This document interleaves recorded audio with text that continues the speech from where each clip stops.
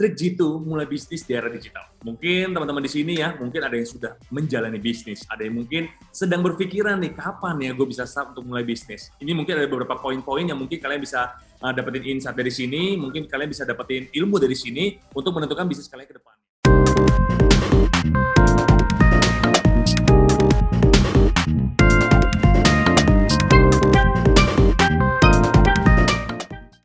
Kita mau cari tahu niche marketnya kita tuh apa?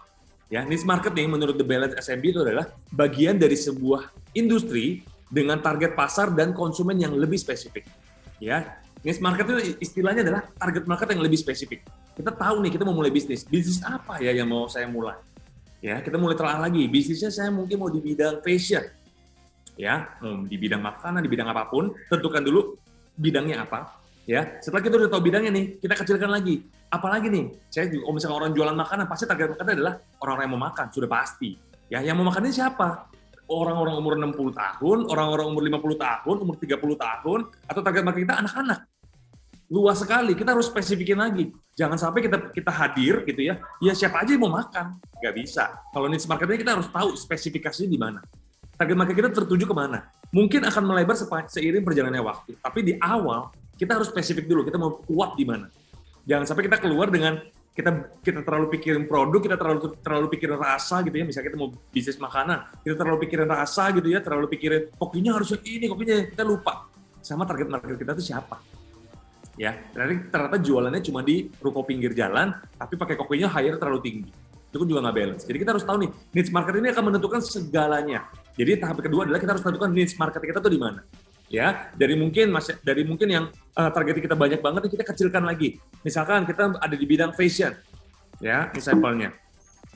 Next kita ada di bidang fashion. Saya mau mulai berjualan pakaian. Ya, mulai pikirin nih, oke, pakaiannya dewasa atau anak-anak ya. Saya maunya dewasa deh, ke arah dewasa. Oke, dewasa ini mau jualnya seperti apa nih? Target marketnya usianya berapa nih? Usianya office kantoran deh, office worker semuanya ke atas. Oke, mau jual bajunya kayak gimana nih? Baju-baju santai daily atau baju-baju yang office? Ya, dari baju office ini harus dispesifikkan lagi nih. Mau fokus ke cewek aja atau fokus ke cowok aja? Ya, ntar ada lagi spesifikasinya lagi. Mau jual kemeja aja atau mau kuat di kemeja aja atau mau sama di kaos juga dan lain sebagainya. Kan berbeda. Kalau misalnya kita jual baju office sudah pasti kemejaan. Nggak mungkin kita jual baju office yang kaos-kaosan. Jadi penting banget untuk kita semakin mendetailin dan mengkerucutkan target market kita tuh kemana. Misalkan kalau kita mau jual baju anak ini buat baby atau buat yang anak-anak sekolahan ya, ini kan cukup penting juga. Ya, kita harus targetkan baby. Oke, baby ini mau baby girl atau baby boy. Jangan sampai bahannya itu nggak sesuai dengan target market kita. Jadi harus spesifik. Semakin kita lebih fokus dengan lebih niche lagi dengan target market kita jadi tahu kelemahannya gimana, kekurangannya seperti apa. Jadi kita jauh lebih fokus dibandingkan kita nge-grab semuanya, gitu ya, nge-grab semua market gitu ya. Tiba-tiba nggak terjangkau. Sama seperti saya di Caster Apparel, saya juga jualan fashion juga, saya bikin baju juga, saya jahit juga. Pertama mulai, kita nggak pernah target kita adalah perempuan, target kita adalah cowok. Kita hadir dengan kemeja, ya khusus di kemeja aja, kita nggak ada jual kaos, khusus di kemeja aja, dan kita arahnya adalah ke cowok yang dewasa. Kita belum ada anak-anak dan lain sebagainya. Kita masih fokus di kemeja dengan motif yang spesial, yang kita rasa kayaknya cuma kita doang yang punya, lalu kita target marketnya adalah jual kemeja butuh cowok. Jadi benar-benar nggak ada untuk baby cowok juga nggak bisa. Jadi benar-benar buat cowok doang. Seiring berjalannya waktu nih, orang udah mulai ingat nih, oh, Caster Apparel ini adalah jual kemeja cowok. Meskipun yang belanja kebanyakan cewek-cewek, ya. Kebanyakan cewek-cewek beliin buat suaminya, buat pacarnya, dan lain sebagainya. Kita rasa mulailah ada permintaan-permintaan yang lain. Mulailah ada permintaan-permintaan, kok jual bajunya cowok doang sih, jual baju cewek juga dong. Kok jualnya cuma buat bapak doang sih, buat anak juga dong. Kita mulai mensortir. Ya, dan kita mulai mensortir, kayaknya boleh deh, karena permintaan cukup banyak, kita mulai perlebar pasar kita, ya market kita diperlebar lagi. Tapi awalnya kita harus menentukan market yang jelas juga, yang to the point. Kita mau strike kemana target marketnya cowok, jualannya udah tahu nih kalau cowok pasti jualan di mana nih, mungkin di mall-mall, yang sering banyak cewek-cewek lewat gitu ya, sering banyak cowok-cowok lewat, pasangan lewat, coba kita jualan di mall, gitu dengan harga market yang memang pasarnya cocok dengan harganya, ya. Jadi seperti itu. Dan gimana sih caranya menentukan ya target niche market itu seperti apa? Yang paling pertama yang bisa saya bilang adalah passion. Kita harus tentukan bidangnya itu sesuai dengan passion kita. Ya, passion itu diartikan apa sih? Apakah memang harus sesuai? Pernah nggak sih dengar istilah seperti ini? Iya nih, kok lu hari ini bisa ketemu sama teman lama gitu ya, ketemu sama teman lama, tiba-tiba kok dia ganti pekerjaan gitu. Ya dari yang mungkin tadinya sebelumnya dia jadi fotografer, tiba-tiba datang sekarang kok jadi koki gitu. Kita pasti nanya dong, kok lu tiba-tiba ganti profesi, tiba-tiba dari yang tadinya mungkin fokus di foto, tiba-tiba kok jadi koki, kenapa? Iya nih, kayaknya gue capek di koki kayaknya, di foto kayaknya saya kayaknya capek. Kenapa? Karena nggak sesuai dengan passion, jadi alasan, jadi alibi gitu ya. Sedangkan kalian tahu gak sih sebenarnya passion itu artinya apa? Passion itu dalam bahasa Latin pasio bahasa Latin ya, artinya itu adalah untuk menderita atau siap untuk menderita. Jadi kalau orang bilang, iya nih nggak sesuai dengan passion, makanya ganti alih, ganti bidang gitu ya. Iya nih nggak sesuai dengan passion, jadi gampang banget untuk mengucapkan itu. Sedangkan passion itu sebenarnya adalah istilahnya adalah siap untuk menderita. Siap untuk menderita ini diartikan adalah suatu bidang di mana kamu siap untuk capek, kamu siap untuk berkorban lebih, kamu siap untuk mengambil langkah lagi, siap untuk begadang, siap untuk capek, tapi kamu comfort di sana. Tapi kamu nyaman di sana dan kamu nggak bisa lepas dari sana, itu namanya passion. Gitu ya. Ya contohnya kayak misalkan kalau saya beri contoh saya juga memang passionnya saya suka berbicara di depan orang gitu ya. Meskipun saya capek, tapi ya memang saya enjoy. Gitu. Itu namanya passion. Jadi kalau bidang kalian nih, kalian harus pilih bidang yang memang sesuai dengan passionnya kalian. Kalian kalau misalkan memang suka makan, cocok banget kalau memang buka bisnis di bidang makanan. Jangan sampai kalian sukanya makan, nggak ngerti fashion, tapi beranikan diri untuk mulai bisnisnya di bidang fashion. Gitu kan, nggak ngerti style gitu ya, cuma taunya makan doang gitu kan, misalkan taunya makan doang. Tapi mau kepo-kepo buka bisnis di bidang fashion, karena kenapa? Karena lihat fashion kayaknya orang jual belinya bisa banyak banget. Lihat orang gitu, lihat kayaknya orang kayak bisa beli banyak banget, belum tentu di kamu berhasil. Karena nggak sesuai dengan passion, itu yang tadi saya bilang. Makanya penting banget itu yang namanya passion. Ya kita harus pilih market yang memang sesuai dengan passionnya kita atau sesuai dengan kita punya kategori lah. Kita kategori orang seperti apa. Saya suka makan, pastilah saya cocok untuk buka bisnis makanan. Jadi saya ngerti, oh makanan enak itu seperti ini. Di servisnya itu seperti ini. Disajikan seperti apa. Itu penting banget. Ya, jadi yang pertama untuk menentukan niche market adalah passionnya dulu. Ya, tentukan passion kamu minatnya di mana, gitu ya, kamu tertarik di bidang apa, baru kamu tertarik untuk, siap untuk berpikir lebih. Karena kalau entrepreneur itu siap untuk berpikir lebih ya, kamu untuk siap berpikirin semalaman gitu, nggak bisa tidur pikirin bakal seperti apa dan lain sebagainya. Itu namanya passion. Tapi kalau kamu nggak passion di sana, kamu ada kesulitan sedikit, kamu pasti akan nyerah. Saya suka makan misalkan, tapi saya kepo-kepo, saya nggak stylish gitu ya, tiba-tiba saya buka market baju gitu, saya nggak tahu jualan baju yang baik seperti apa gitu ya, saya nggak tertarik juga sama baju, nggak bikin saya pengen tahu lebih dalam lagi gitu, itu namanya bukan passion. Jadi harus pilih sesuai dengan passion, ya yang pertama. Yang kedua, cari tahu kebutuhan customer. Ini poin yang penting juga. Jangan fokus pada produk bakalan seperti apa, sekeren apa gitu. Sehingga banyak banget orang yang fokusnya tuh berbeda. Fokusnya tuh, gue menghadirkan suatu produk yang oke banget nih, gila nih produk cuma gue doang nih satu-satunya yang bikin. Yang lain tuh nggak pernah bikin ini. Orang kebanyakan salah fokus. Ya, orang cuma lihat produknya, gue menghadirkan produknya sangat canggih, bisa pakai voice command, bisa pakai 3D dan lain sebagainya. Sedangkan apa? Yang harus kita fokus itu sebenarnya apa?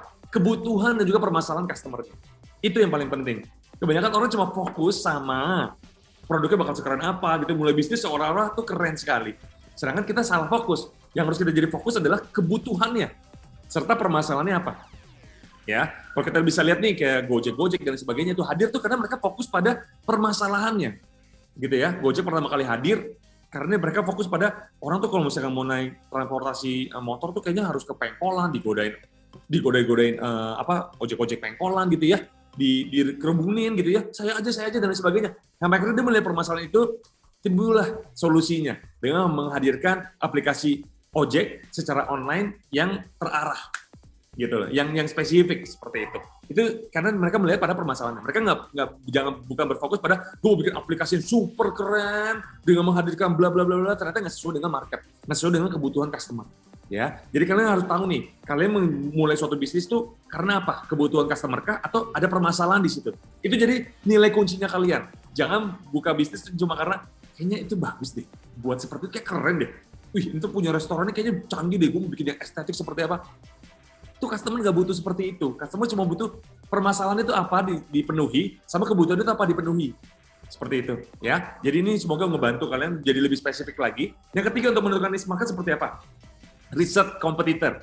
Ini juga penting nih, setelah kamu udah tahu nih passion di bidang apa. Misalkan saya tertarik di bidang makanan gitu ya. Terus saya tahu nih kebutuhan customer. Oke, permasalahan customer tuh karena kalau misalkan makanan itu kadang suka dibungkusnya berantakan. Saya mau bikin yang lebih rapi di tempat saya, misalkan. Ya. Setelah itu kamu ngapain lagi nih? Yang ketiga, riset kompetitor. Penting banget untuk tahu siapa pemain di bidangnya kita. Ya, saya pun sebagai creative agency kayak Project pun juga saya tetap research juga. Saya tetap cari tahu siapa sih sebenarnya kompetitor kita. Yang kompetitor berikan itu seperti apa sih? Mungkin ada yang bilang, ada yang kasih service harganya super terjangkau dengan ratusan ribu sudah dapat konten kreatif dan lain sebagainya. Tapi saya nggak bermain di sana. Saya merasa saya penuhi di bidang yang lain. Gitu.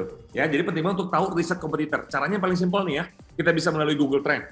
Ya, kita bisa searching di Google Keyword Planner dan lain sebagainya. Cari tahu sebanyaknya mengenai pemain di bidangnya yang pengen kita geluti.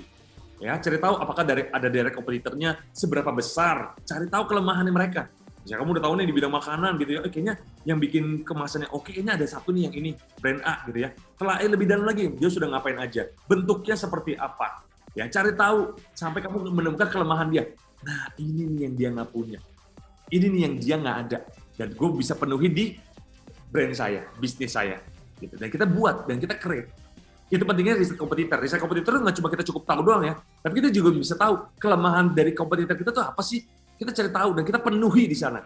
Ya mungkin orang ngerasa kalau pakai dia kayaknya kurang di sininya ya. Oke, saya penuhi di sini. Dengan harga mungkin yang lebih terjangkau atau mungkin harganya sama, tapi service-nya saya berikan lebih yang orang butuhkan. Itu namanya riset kompetitor. Kita jadi tahu kita bisa memberikan tindakan apa untuk bisnis kita. Ya. Dan yang keempat nih untuk menentukan niche market itu, yang keempat adalah tes pasar. Begitu kalian sudah nih, sudah oke nih, sudah sesuai dengan passion, sudah tahu nih kayaknya ini permasalahan udah jelas. Terus yang ketiga adalah sudah riset juga, kayaknya kelemahan komputer di sini saya mau isi di sini dengan nilai saya dan lain sebagainya. Selanjutnya tes market. Ya, ini adalah saat dimana paling menegangkan kita mulai tes ke market, kita lihat responnya seperti apa, gitu ya. Yang saran dari saya memang nggak perlu menunggu sampai terlalu sempurna. Tapi cobalah lakukan pada sekelompok market dulu aja. Komunitas mungkin, jika ada yang kurang, kita bisa develop lagi, atau kita bisa rubah niche-nya yang memang lebih tepat lagi. Ya, jadi saya maksud di sini tes market adalah, kita kadang kebanyakan orang Indonesia tuh, jangan keluar dulu, kalau belum sempurna tuh kita jangan keluar dulu gitu ya, ntar malu dan sebagainya. Sehingga kita menunggu sampai sempurna itu makan waktu, kita nggak maju-maju. Sedangkan kalau tes market ini ya, orang awam akan mengerti pada saat kita memang ada orang kan bilang grand opening, ada bilang soft opening. Soft opening adalah saat dimana kita lagi tes market sebenarnya. Kita lagi trial untuk, sistem ordernya seperti apa, pada saat kita persiapan seperti apa, itu namanya soft opening. Kalau soft opening itu wajar sekali untuk adanya namanya, mungkin ada sedikit keterlambatan, waktunya mungkin pada saat servisnya mungkin lebih lama, karena memang lagi soft opening. Ya, itu orang sangat memahami sekali. Jadi kalau misalkan namanya test market itu nggak harus muncul dengan grand launching mewah gitu ya, harus heboh sekali dan lain sebagainya. Ada timingnya mungkin ada orang yang kita pantas untuk bikin test market dulu. Test market dengan soft opening, kita lihat seperti apa market, ternyata responnya banyak banget yang suka. Itu akan bikin kita jadi jauh lebih semangat lagi kan. Akan ngebakar kita lagi. Gitu, itu bakal bikin kita jadi lebih semangat lagi untuk menjalani bisnis kita. Jadi test market juga cukup penting juga. Ya, itu tadi di bidang mengenai niche market, penentuan untuk niche market kita mau seperti apa. Ada 4 poin: passion, cari tahu kebutuhan customer, riset kompetitor, dan juga tes pasar. Ya, dan nextnya nih, yang bisa saya kasih tahu adalah don't miss the change. Gitu. Ini ada pepatah bilang, orang pesimis melihat kesulitan dalam setiap kesempatan.